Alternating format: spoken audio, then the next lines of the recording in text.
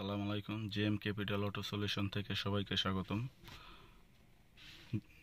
তো আজকে আমি আপনাদের দেখাবো, এটা একটা টয়োটা এলিয়ন 2016 মডেল। এই গাড়িটা গিয়ার অয়েল আমরা চেঞ্জ করছি। গিয়ার অয়েল চেঞ্জের পরে এটা একটা সফটওয়্যার ক্যালিব্রেশন করা লাগে। তো এই ক্যালিব্রেশনটা কিভাবে করতে হয় এটাই আমি আপনাদের দেখানোর চেষ্টা করব।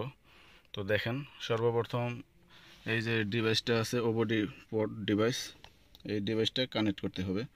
কানেক্ট করে ইগনিশন সুইচ অন করতে হবে।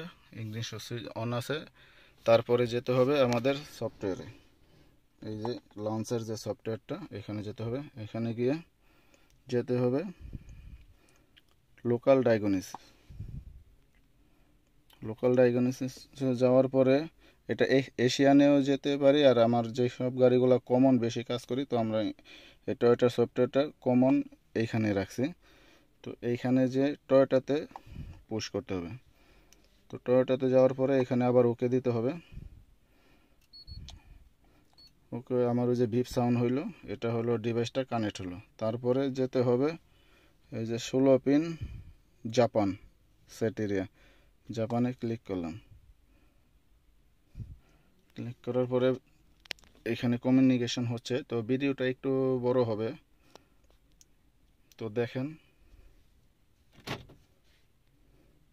হওয়ার পরে এইখানে মডেল নাম্বার চাইতেছে। মডেল কত? এটা হলো মডেল হলো 16 থেকে 19 মডেল পর্যন্ত একই। তো আমি 16 থেকে 19-এ এটা পুশ করলাম। পুশ করার পরে এই যে ইঞ্জিনের, এই গাড়ির যত ডাটা আছে সব এখানে এসে বসছে, বিন নাম্বার থেকে শুরু করে।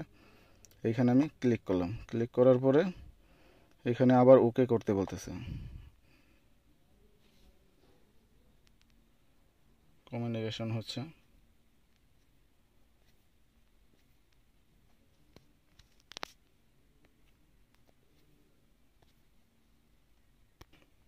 কমিউনিকেশন হওয়ার পরে আমি এই যে দেখেন যে অপশনগুলো আছে, আমি চাইলে শুধু এই ইঞ্জিনে, ইসিএম ইঞ্জিনেও যাইতে পারি শুধু ক্যালিব্রেশন করার জন্য।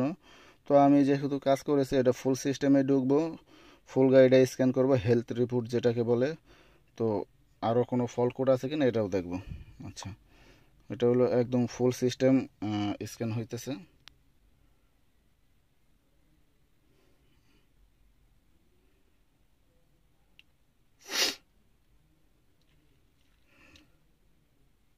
তো এই ক্যালিব্রেশনটা করার জন্য আপনাদের অবশ্যই ইঞ্জিন সুইচটা অন রাখতে হবে। এই যে দেখেন, ইঞ্জিন সুইচটা কিন্তু অন আছে।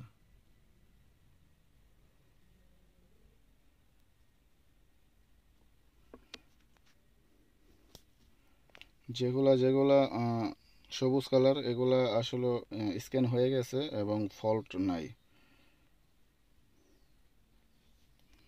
এই যে দুইটা সিস্টেমে ফল্ট কোড আছে, তো এগুলো আমি ক্লিয়ার করে দেব।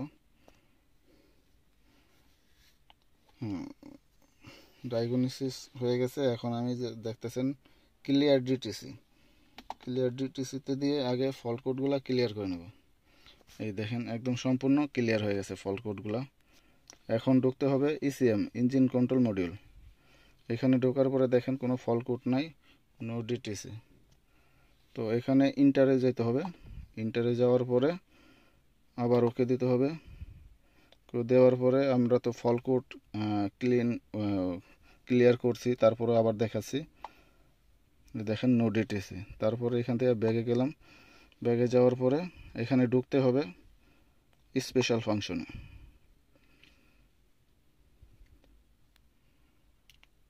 স্পেশাল ফাংশনে যাওয়ার পরে সর্বপ্রথম আপনাকে যেটা করতে হবে, reset memory.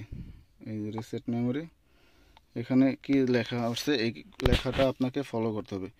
Use this function reset ATM CBT learned valve after parts replace, not replace root test learn valve. তো বলতেছে এখানে যদি কোনো গিয়ারের পার্টস কোনো কিছু চেঞ্জ করা হয় তাহলে এটা রিসেট মারতে হবে। তো আমি এখানে ওকে দিয়ে দিলাম। ওকে দেওয়ার পরে লেখা আছে, দেখেন লেখাটা ভালো করে ফলো করতে হবে। Welcome to reset memory unity, this function is delete. আগের যে মেমোরিটা ছিল ওটা ডিলেট। এখন শুধু আপনাকে ওই ট্রান্সমিশনের এটা ওকে করতে হবে। হ্যাঁ, ওকে। নাও রিসেটিং, প্লিজ ওয়েটিং। আচ্ছা, এখানে লেখা কি আছে, turn the ignition switch off and on. তো এই যে আমি এইখানে অফ করলাম এবং অন করলাম, করার পরে এখানে ওকে দিয়ে দেব। Reset memory complete. আচ্ছা, তারপরে সর্বপ্রথম কি করতে হবে আপনাকে, দ্বিতীয় line CBT oil pressure calibration, এখানে যে লেখাটা আছে এটা আপনাকে ভালো মতন পড়তে হবে। তো এখানে যে অপশনগুলো করতে বলতেছে আপনাকে এটা বলতে হবে। তো এখানে আমি তেলটা চেঞ্জ করেছি, এখানে আমি ওকে দিয়ে দিলাম। ওকে দেওয়ার পরে কমিউনিকেশন আবার করতেছে, welcome to CBT oil pressure calibration unity, use function after replace the CBT or the ECU, refer to the repair manual, confirm for the more information জন্য ওকেতে প্রেস করা। তারপরে দেখেন কি লেখা আসছে, please following the condition step by step. তো এক নম্বরে কি দিয়েছে, এক নাম্বার হলো 30 সেকেন্ডের জন্য ইগনিশন সুইচটা অফ করতে বলছে। আচ্ছা, এই যে ইগনিশন সুইচ আমি 30 সেকেন্ডের জন্য অফ করে দিলাম।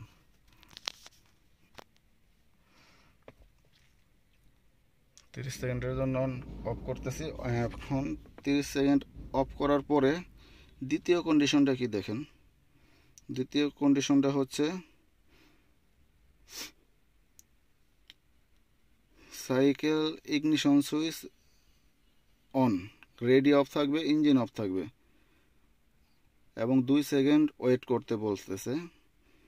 3 নাম্বার স্টেপ হলো 2 সেকেন্ড ওয়েট করার পরে 3 নাম্বার স্টেপ হলো start the vehicle, ready on, engine on and wait 5 second.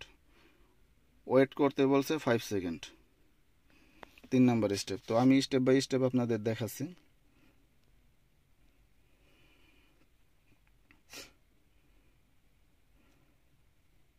আমার 30 সেকেন্ড হয়ে গেছে।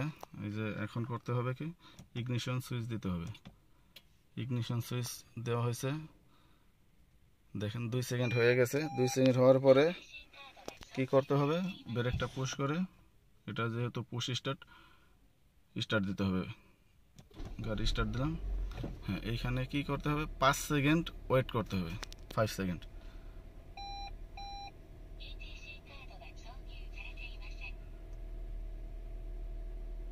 5 সেকেন্ড ওয়েট করার পরে এই যে এইখানে যে ওকে বাটনটা, ওকেতে টিপ দিয়ে দিতে হবে। নাও ক্যালিব্রেশন প্লিজ ওয়েট। এইখানে দেখেন আপনার আরপিএমটাও বেড়ে গেছে ক্যালিব্রেশন নেওয়ার জন্য। এই দেখেন অটোমেটিকলি আরপিএমটাও ড্রপ করতেছে। এইখানে লেখা কি আসছে, CBT oil pressure calibration is complete. তার মানে আমাদের CBT oil pressure calibration is complete. আমি এখন ওকে প্রেস করব। ওকে, ওকে দেওয়ার পরে এখানে আরেকটা কাজ করতে হবে আপনাদের, সেটা হলো ডিক্লেশন সেন্সর 0 পয়েন্ট ক্যালিব্রেশন। হ্যাঁ, এটা এখন করতে হবে, এইখানে ঢুকতে হবে। পুশ করলাম, পুশ করার পরে এখানে কি লেখা আছে, welcome to declaration sensor 0 point calibration unity, this function is after the replace. ওই আগের লেখাগুলাই, এগুলো আপনাকে ফলো করতে হবে। ফলো করে আপনাকে প্রেস করতে হবে, গাড়ি কিন্তু স্টার্টে। তারপরে কি করতে বলছে, প্রেস করতে বলছে, প্রেস। এইখানে যে অপশনগুলো ফলো করতে বলছে আপনাকে, confirm the following condition, keep the vehicle level, মানে গাড়িটা লেভেলে রাখতে বলছে আপনাকে। হ্যাঁ, গাড়িটা লেভেলেই আছে। Stable darting the calibration, gear select is park. তো গাড়িটা গিয়ারটা পার্কিং রাখতে বলছে, দেখেন গিয়ারটা পার্কিং আছে। তারপর কি বলছে, ভেহিকেল স্টপ অ্যান্ড অফ। আচ্ছা, গাড়িটা স্টার্টে আছে, এখানে আমি কি করব, স্টার্ট অফ করে দিয়া আবার স্টার্ট সুইচ অন করে দিলাম। দেওয়ার পরে engine is of, ignition switch is on. On করার পরে প্রেস ওকে। ওকে, এই দেখেন declaration sensor 0 point calibration is complete. আচ্ছা, ওকে। এখন আপনারা ক্যালিব্রেশনটা অনেক সময় হয়, অনেক সময় হয় না। তো এটা আপনারা দেখার জন্য কি করবেন, আমি আপনাদের এটা দেখাচ্ছি। দেখার জন্য আপনাকে সর্বপ্রথম যাইতে হবে, ইঞ্জিন স্টার্ট করতে হবে। ইঞ্জিন স্টার্ট করলাম। আচ্ছা, গাড়িটা যেহেতু গরম অনেক, আমি একটু এসিটা সাইডে নেই। আচ্ছা, তো আপনাকে কি করতে হবে, এইখান থেকে বের হতে হবে। বের হয়ে রেড ডাটা সিস্টেম এইখানে ঢুকতে হবে। এইখানে আপনাকে দেখেন এটি অটোমেটিক ট্রান্সমিশন অয়েল প্রেশার, এইখানে এটা ক্লিক করবেন। এটা আপনি যেহেতু সিবিটি গিয়ার অয়েল চেঞ্জ করছেন, ক্যালিব্রেশন করছেন, এটার প্রেশারটাও চেক করা ভালো, দেখা দিলেন জাস্ট। আমি তারপরে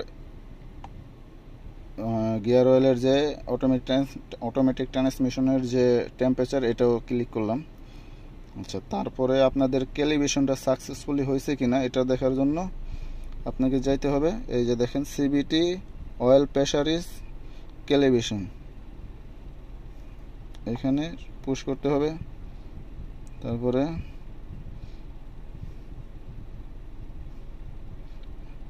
জি সেন্সর, হ্যাঁ এটা একটু মাথায় রাখবেন। জি সেন্সর ক্যালিব্রেশন এটা ওকে আছে কিনা, ওইটা ডিক্লেশন সেন্সর ক্যালিব্রেশনের সাথে এটা অ্যাডাপ্টিভ।